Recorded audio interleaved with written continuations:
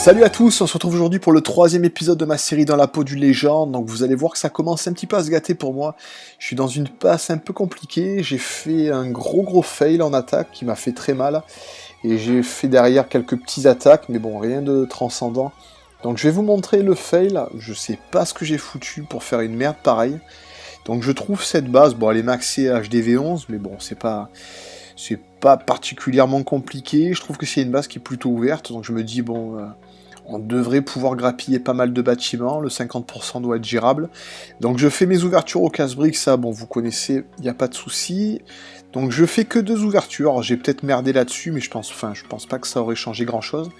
Donc vous voyez que j'envoie mes golems, après j'ai placé mes 2 sorts de saut pour aller dans le carré principal et qui nous amènera au carré central. Donc vous voyez que j'ai gardé un 3ème saut aussi pour le carré central. Donc là, il y a un molosse qui sort, bon, ça me fait jamais plaisir, mais bon, je suis quand même habitué, donc bon, il y a masse de sorciers qui tapent dessus, il va être neutralisé rapidement.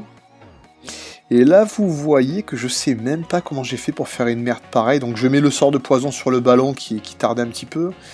Je vais activer le roi un peu tôt, mais bon, je sais pas, je gèle l'aigle artilleur, je décide de le geler, et là, clairement, en fait, je pense que ce qui va me foutre l'attaque en l'air, c'est que la reine, déjà, elle décide de prendre...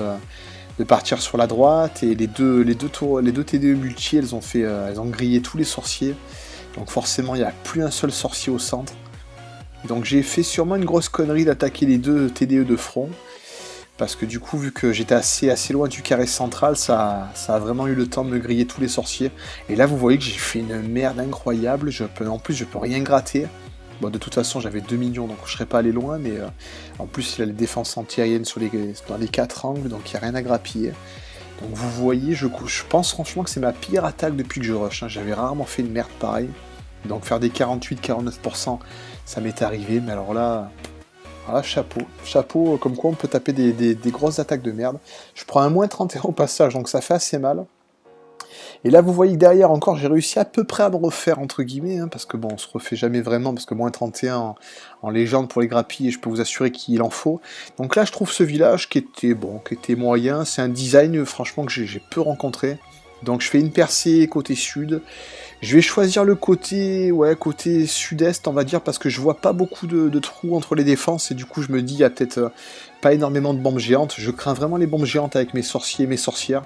Donc là, ça commence pas super aussi parce que je vois qu'il a une Tesla qui attire 2 golems sur la gauche. Alors franchement, heureusement que mes golems après ils repiquent dans le trou parce que sinon j'aurais encore fait une grosse merde.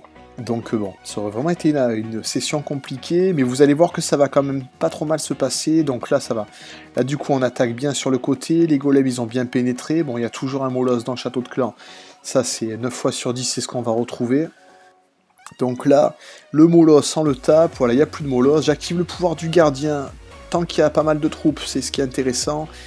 Là vous allez voir qu'il y a une TDE solo, donc pour moi c'est vraiment ce qui est le plus intéressant, du coup mes sorciers font un gros carnage dessus, en plus j'ai le roi qui va direct dans le compartiment de l'HDV, donc franchement l'attaque elle peut pas mieux se dérouler.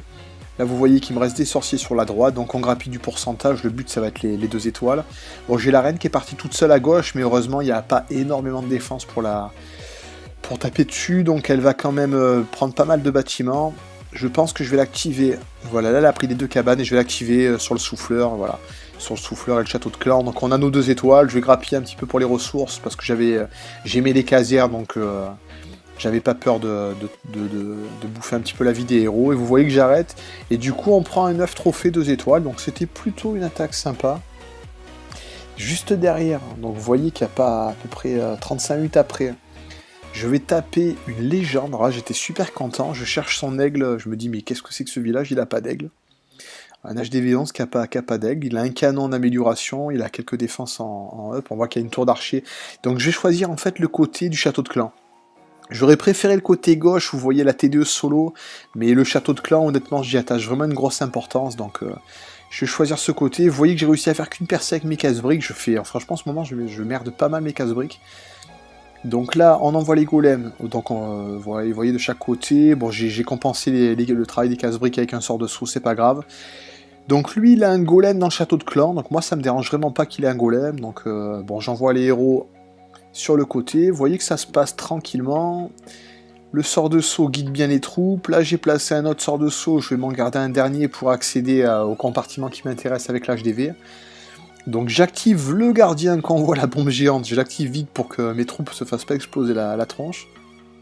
Et vous voyez qu'on n'est pas trop mal, j'ai les troupes qui passent un petit peu sur la gauche, donc bon, ça me fait un petit peu peur sur le coup, mais au final, non, vous voyez que j'ai énormément de sorciers, vraiment le pouvoir du nouveau gardien qui rend invincible les troupes pendant 2 secondes, c'est vraiment précieux, parce que du coup, en l'activant au bon moment, vous voyez que vous économisez...